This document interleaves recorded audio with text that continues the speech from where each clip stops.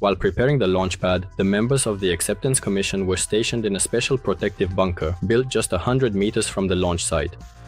Formally, this structure was supposed to withstand significant impact loads, but everyone understood that in the event of an accident during launch, the chances of saving the people inside were practically non-existent.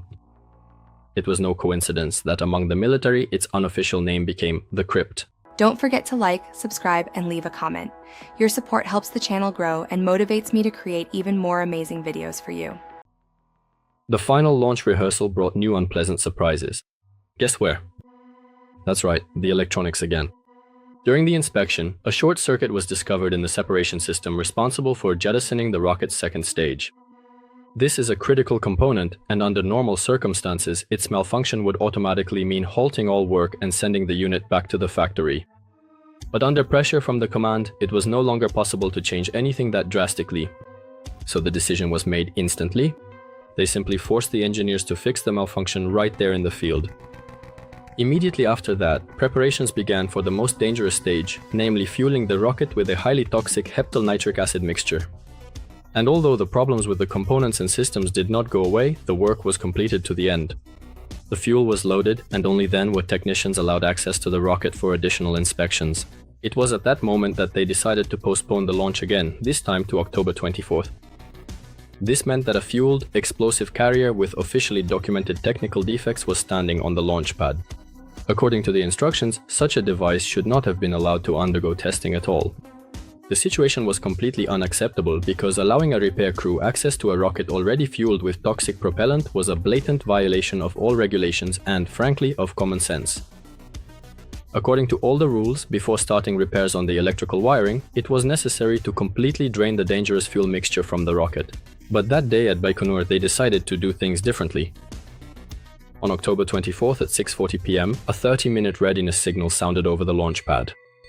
Marshal Mitrofan Nedelin personally observed the progress of the operation.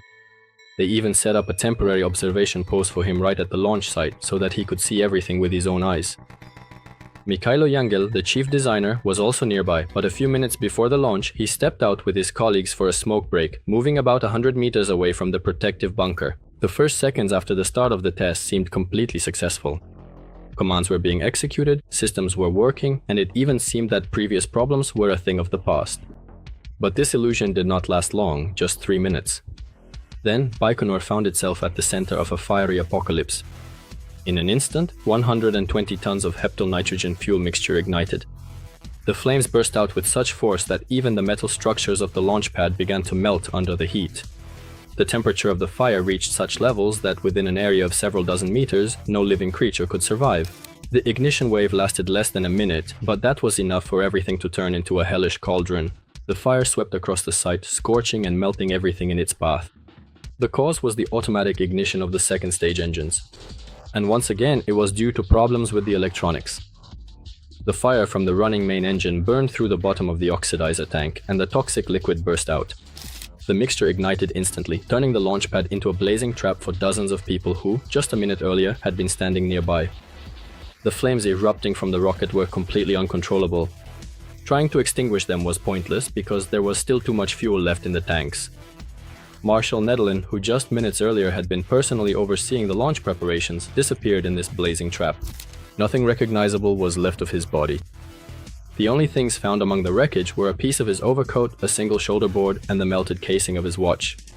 The hands were frozen at 1843. And that is the exact time of death of the Commander-in-Chief of the Strategic Missile Forces. The very next day, official Soviet newspapers briefly reported, Marshal Nedelin died in the line of duty. Not a word about the large-scale disaster. In reality, that evening the fire claimed, according to various estimates, from 78 to 126 lives. And among them were both leading engineers from the design bureau and ordinary technicians who followed orders until the very last moment.